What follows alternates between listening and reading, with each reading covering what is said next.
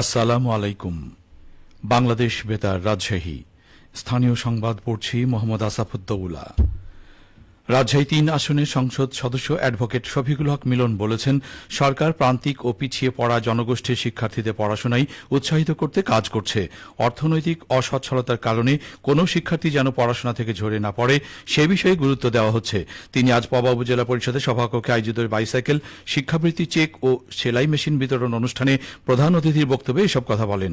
পবা উপজেলা প্রশাসনের আয়োজনে অনুষ্ঠিত কর্মসূচিতে 18 জন শিক্ষার্থীকে বাইসাইকেল, 12 জনকে সেলাই মেশিন, 4 জনকে ঘর এবং 120 জন শিক্ষার্থীকে শিক্ষাবৃত্তি প্রদান করা হয়।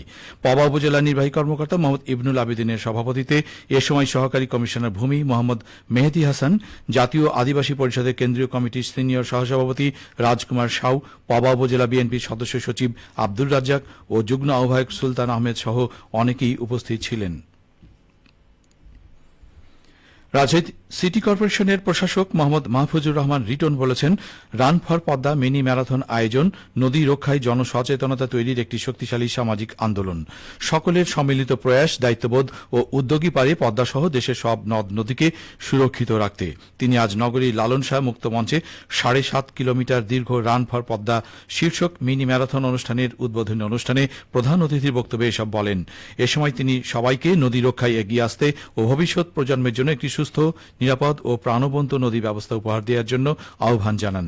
এর আগে মিনি ম্যারাথনটি লালন শাহ মুক্ত মঞ্চ থেকে শুরু হয়ে ফুড অফিস মোড় ঘুরে আবার মুক্ত মঞ্চে এসে শেষ হয়। এতে বিভিন্ন বয়সী প্রায় 550 জন প্রতিযোগিতায় অংশ নেন। তাঁদের মধ্যে প্রায় 135 জন নারী অংশগ্রহণকারী ছিলেন। পরে ম্যারাথনে অংশগ্রহণকারীদের মাঝে পুরস্কার বিতরণ করেন রাজশাহী জেলা পরিষদের প্রশাসক বীর মুক্তিযোদ্ধা অ্যাডভোকেট এরশাদ আলী শাহ। বিশেষ ব্যবস্থায় পরীক্ষাগুলোতে অংশ নিতে পারবেন বগুড়া ও নাটোরের 18 জন এইচএসসি শিক্ষার্থী। আজকের মধ্যে তাদের রেজিস্ট্রেশন সম্পন্ন করে তাদের হাতে প্রবেশপত্র সরবরাহ করা হয়েছে বলে জানিয়েছে রাজশাহী শিক্ষা বোর্ড। এর আগে প্রবেশপত্র না থাকায় এইচএসসি পরীক্ষার প্রথম দিন গতকাল পরীক্ষা কেন্দ্রে গিয়েও ফেরত আসতে হয়েছিল তাদের।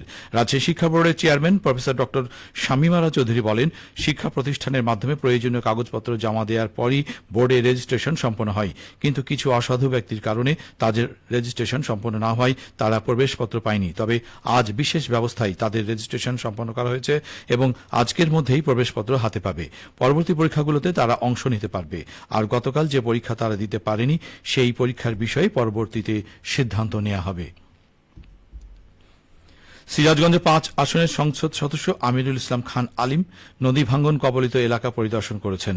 আজ সকালে পরিদর্শনকালে চৌহালি উপজেলার বাঘুটিয়া চর সলিমাবাদের নদী ভাঙ্গনে ক্ষতিগ্রস্ত এলাকার মানুষের মাঝে ত্রাণ বিতরণ করেন তিনি। এ সময় সংসদ সদস্য বলেন, বছরের পর বছর একটু একটু করে যমুনার গর্ভে বিলীন হয়েছে চৌহালিবাসীর বসতভিটা, আবাদি জমি, সরকারি বেসরকারি স্থাপনা, শিক্ষা ও ধর্মীয় প্রতিষ্ঠান। মানুষের এই ভোগান্তি লাঘবে এবার চৌহালিবাসীকে রক্ষায় স্থায়ী বাঁধ নির্মাণ করা হবে। পাশাপাশি ক্ষতিগ্রস্ত পরিবারগুলোকেও পুনর্বাসন করা হবে। এ সময় নদী ভাঙ্গনে ক্ষতিগ্রস্তদের মাঝে খাদ্য সামগ্রী, ঢেউটিন ও নগদ টাকা বিতরণ করেন তিনি। অনুষ্ঠানে চৌহালি উপজেলা প্রশাসন ও পানি উন্নয়ন বোর্ডের কর্মকর্তা এবং স্থানীয় বিএনপি নেতৃবৃন্দ উপস্থিত ছিলেন। এদিকে টানা 2 সপ্তাহ বৃদ্ধির পর সিরাজগঞ্জে কমতে শুরু করেছে যমুনা নদীর পানি। গত 24 ঘণ্টায় 2 সেন্টিমিটার কমে আজ সকালে শহররক্ষা বাঁধ পয়েন্টে যমুনা নদীর পানি বিপদসীমার 105 সেন্টিমিটার নিচ দিয়ে প্রবাহিত হচ্ছে। একই সময় গাজীপুরের মেঘাই ঘাট পয়েন্টে 18 সেন্টিমিটার কমে বিপদসীমার 168 সেন্টিমিটার নিচ দিয়ে বইছে নদীটির পানি। বাংলাদেশ পানি উন্নয়ন বোর্ডের সিরাজগঞ্জের নির্বাহী প্রকৌশলী মোখলেসুর রহমান বলেন, যমুনার পানি কমতে শুরু করেছে, এই ধারা অব্যাহত থাকবে। পানি কমলেও নদী ভাঙ্গন অব্যাহত রয়েছে তীরবর্তী এলাকায়। ভাঙ্গন রোধে কাজ করছে পানি উন্নয়ন বোর্ড। পাবনার সুজানগরের সোনালী আঁশ পাটের সুদিন ফিরে আসায় সর্বস্তরের কৃষক পুনরায় পাট আবাদে ঝুঁকছেন।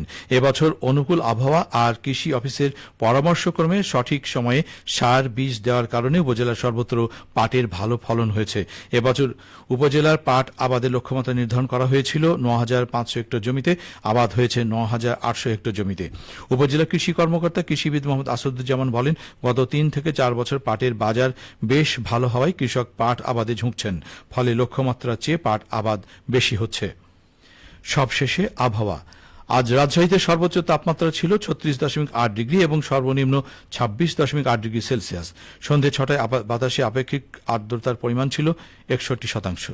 রাজশাহী ও পার্শ্ববর্তী এলাকায় আগামীকাল সূর্যোদয় ভোর 5টা 21 মিনিটে। সংবাদ শেষ হল।